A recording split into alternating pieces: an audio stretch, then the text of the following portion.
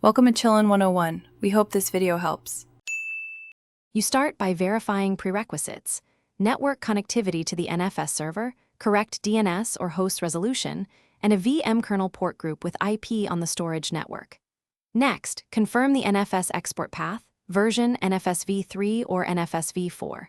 1, and that the export allows the Esxi Host's IP.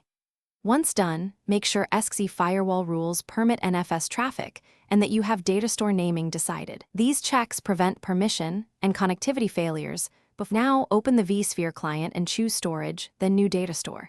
Select Mount NFS, enter a concise datastore name, the NFS server IP or FQDN, and the server's export path. Choose the NFS protocol version that matches the server and set transport to the storage VM kernel if applicable. Then pick the Esxi host or cluster members to mount the share so VMs can access it. After confirming settings, click Finish and monitor the task for any permission or mount errors. Complete the process by verifying the datastore appears in the datastore's view and that capacity and free space reporting look correct. If mounting fails, first check /var/log/VM kernel and host logs for NFS errors, then validate server-side export permissions, and the Esxi host IP is allowed.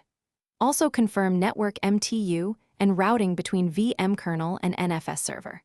Finally, validate functionality by creating or cloning a small test VM onto the datastore to ensure read.